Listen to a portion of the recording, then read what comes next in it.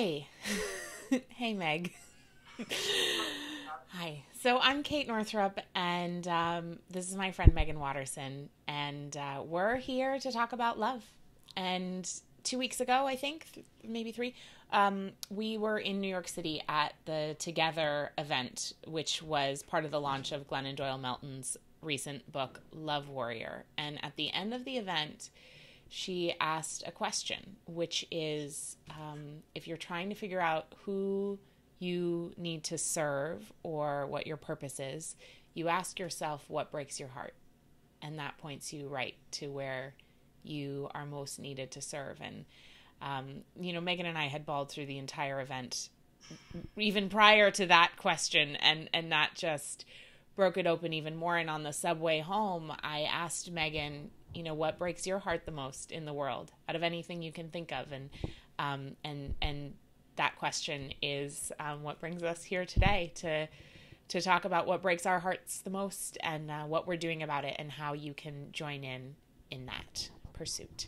So Meg, do you want to take it from there? Yes, we realized that the thing that breaks our heart the most is the reality of sexual slavery, child sex slavery, and that it is a $1 billion industry. It's the third largest crime industry in the world. Like my voice is shaking and my heart is like up behind my throat. So we both cried very hard, and also in that moment felt this spark of I don't know, how would you describe it, Kate? It's like a sense of being able to actually move forward. Um, Yes. Being able to take action because we weren't alone with that heartbreak. Um, and I began to tell Kate about this organization that I had learned about a year ago called Love 146. And it's a human rights organization that has its sole mission of ending child trafficking on a global scale. And last year I went to a 3-day conference to educate myself all about human trafficking. And the vast majority of those who are trafficked are women and children, girls in particular, 98%. And it is a $32 billion industry. And also, it is an industry that wouldn't exist if, on a global scale, okay, I'm squeezing my butt. Hey, Tommy, if I squeeze my butt, I can't cry. I mean, you still will a little bit, but just not as much. It doesn't totally stop. That on a global scale, this industry would not exist if women and girls, if the female sex was not considered expendable, was not ever considered a commodity, was not ever considered anything less than sacred. And so that there's such power and empowerment and hope in that, that we actually can change the face of this crime industry through that empowerment alone. But what ended up happening after that 3-day conference is that I wrote one post about it. I cried for probably a week. It kept me up at night. And then I just did nothing. I did nothing until, that subway ride with you, and realized that I have to. I have to. I have to do something. And so learning more about Love 146 and our calls to action, things that we can do in this effort, have been incredibly empowering and incredibly inspiring to me, and has helped me sort of move that paralysis forward. Absolutely. And I had a chance this past week, as things are, right, when you start to move in the right direction, these signs show up that you're moving in the right direction. And so Megan and I made a pact on that subway ride. We're actually going to do something. We're not going to sit here in our heartbreak paralyzed, because I've been aware of this industry ever since I was sort of aware of it, but then I saw the movie Taken with Liam Neeson, which everyone thinks that movie is about like Liam Neeson being an awesome ninja. And I watched that movie and sobbed for hours because I know it's a Hollywood blockbuster, but like I understood a little bit more about what this actually looks like, the human trafficking, especially of young girls. And I lost it. I could not get it together. And then I did nothing because, again, it's paralyzing, that level of heartbreak and that level of injustice. I think it is the most unjust thing I have ever heard of. It's so beyond wrong. I can't even, like, it's horrific. And so, but when we sat there, we made a pact on this subway ride to actually do something, to actually move forward and take action. And Megan, you shared with me, oh yeah, I was telling you the synchronicity. Sorry, I got so like into okay. So what happened is then we got on a call, Heather, with a woman named Heather who works at Love 146, and to just kind of get organized and say, we want to run a campaign with our communities, what would best serve you guys. And she said at the end of the call, she was like, oh, Kate, I see you're in Portland, Maine. We're actually having a fundraising gala there next Friday. And of course, as divine order would have it, it's called the Freedom Gala. And like my entire like being has been about, my brand, my book, my whole thing has been about freedom. And so I'm like, I'm absolutely going to go. And I brought some girlfriends and their guys, and we went, and it was on 11/11, and it was spectacular. And I got to meet Rob, the president and the founder, Rob Morris of Love 146. And what I was most struck by, and you can tell his story in a moment, Meg, was how much this guy is able to hold the simultaneous heartbreak of this horrific industry, and that every day his work is super focused on this industry and making it go away. And then at the same time, he's one of the most joyful humans I've ever met. He's hysterical. He is warm. He's incredible. And what he said to me, because I said, how do you, like, I gave him a big hug, and he was wonderful. And I said, how do you hold these two things at the same time? And he said, it's not me. Like, it's not from me. I learned this from the kids we serve, because they are the embodiment after everything they've been through. You look in their eyes and there's still a light in their eyes, and there's that joy, and they're at the safe houses having dance parties, and they're, it's like after everything, there is still that hope in them, and there is still that joy, and there's still that love, and nobody was able to crush it. And so to work with an organization and support an organization whose focus is love, and whose mission is led by a man who is the embodiment of joy. I mean, I couldn't think of anything I want to do more. And so I went and I met Rob, and then it was, of course, this whole synchronistic thing. So Meg, do you want to share his story? Yes.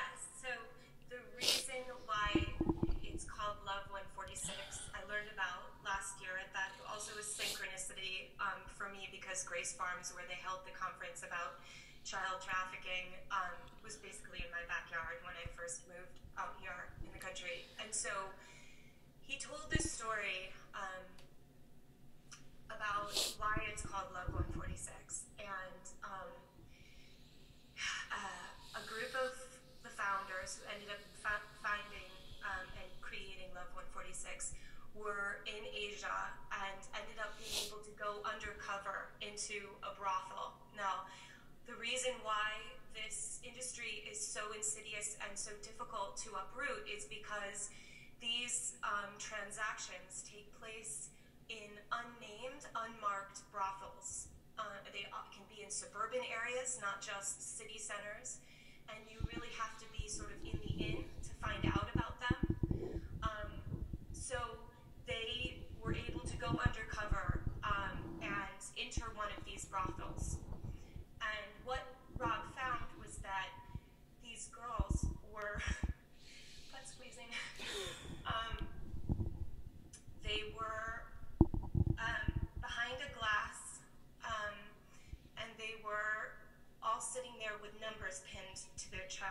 and some as young as 5 years old. And he said that most of the girls, they were dressed in red dresses, and most of the girls had this sort of, traumatized glaze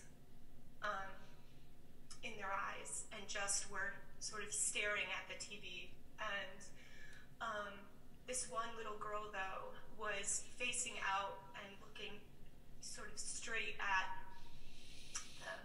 the window, and he said that she had fire and spirit, and her number was 146, and he made a vow right then and there to end this industry and this injustice. And out of love for her, it's a love story, and you can read about it on Love 146. It's in honor of her. Now, when they went to go raid that brothel, because they did, the girls that were there before had already been moved. And so they weren't able to emancipate number 146, but so he has dedicated the organization and the effort out of love for her. And in order to make so many other girls' story end differently. And so the emphasis of love, it's really a love story. He never knew her name.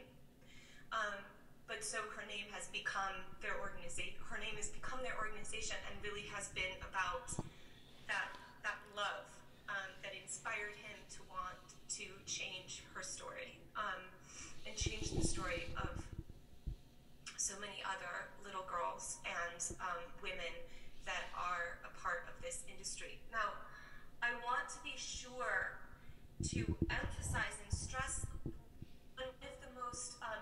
one of the things that maybe paralyzed me the most, or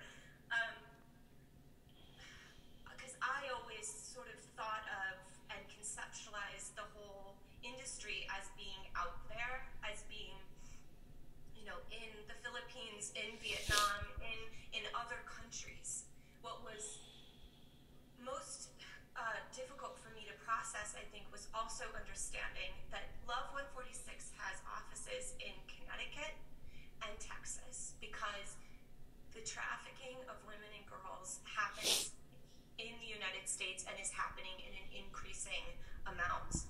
And that part of what we don't understand is that the traffickers, they zero in on the vulnerable. So girls, teenagers who have exceptionally low self-esteem, who have been sexually abused before in their past, so have a very hard time of considering themselves being worthy of being treated well. So they target them. And what happened to me was like this.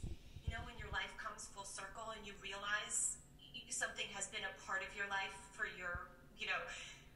so much longer than you realized. The work that I did at St. Elizabeth's that I write about in Reveal, those girls were girls who had been caught up in the trafficking. I read about in some of the research that the biggest places are San Francisco, LA, and San Diego. Those are some of the biggest hubs of where these trafficking rings happen. So, the epidemic, this industry is global. It's not an over there, it's an everywhere. And that's really an important message. I wanted to make sure that we got clear. Yeah. Thank you for that, Meg. And thank you for having the courage to tell that story, and also, the story of the work that you did in the past. And one of the things I love about Love 146 is, as we said, that it's about love. And there's a tremendous sense of joy infused into the work. And to me, how you do it is what you get. Yes. And it's so important, the energy of a message and the energy of an organization. They also, they focus on rehabilitation and survivor care, and that's where they started. And that's a beautiful work. They have safe houses in the United States, in the Philippines, in Thailand, in various places around the world where they work with girls to rehabilitate them. And then also they do work around awareness raising. So to let people know that this even exists, because many people either don't know or are like vaguely aware of it or aren't aware that it is so real and so big. And then they also do prevention work. So they have a curriculum that they teach in schools called Not a Number, where especially they work with the populations that might be most at risk, like those girls who have been victims in the past, who have low self-esteem, who are, struggling to begin with, who could end up in this situation, to teach them some of the things about that self-value piece. And I don't know exactly what's in the curriculum, but I can imagine that it's, And so those are the things that they're doing. And real practically, one of the things I love that they do is they have a monthly donation program. And you can, I think everyone watching this video, if this is also something that breaks your heart, like if this is the thing for you, that when you think of what breaks your heart the most in the world, if this is it for you, go to love146.org and sign up for $5 a month. You're not going to miss the $5 a month, and it makes you be part of the solution on a sustainable, ongoing level. So just set it up on auto, and you don't even have to think about it again. But the other ways that you can participate, that you'll find out all about it on the website, love146.org. But then also, for whatever, when your heart feels this broken, as it obviously does for Meggan and I mean, even speaking about this is just incredibly difficult. We must work together so that we can all hold so much more when we hold it together, right? Like Mike couldn't carry an air conditioner the other day. He needed me to help him bring it down the stairs to the basement. That's the truth. We cannot hold things alone. And so Meggan has created a group where we can join in together. So do you want to talk about that, Meg? Yes. So for me, the greatest message in all of this is that we aren't meant to do this alone. The whole point is that we're meant to do this together. That event and joining with Kate, and then suddenly feeling the love, the light, the joy, the capacity to be able to address something that has broken my heart for so long. That's not an accident. That's divine timing, and that's the power of what happens when we bring our efforts together. So I realized that an aspect in all of this that excited me the most was how much power we each have to address this in whatever way we are able to. We all have such unique gifts and talents. There are so many different ways we can bring awareness of raising the status of women and girls on a global level. We are so magical. We're so creative. We're such loving beings, and we can come up with solutions that have never ever been thought of before. But we can't do it if we don't gather together, if we don't have each other. I named a Facebook group Team Love, and that's going to be a community, a global community for all of us to have the support, the networking, the encouragement to talk about what we want to do in this effort of raising the status of women and girls globally. And that is the way that this industry will be eradicated. It can't exist if women and girls are not seen as a commodity. If women and girls are seen as sacred and as deserving inherently the rights to be free human beings.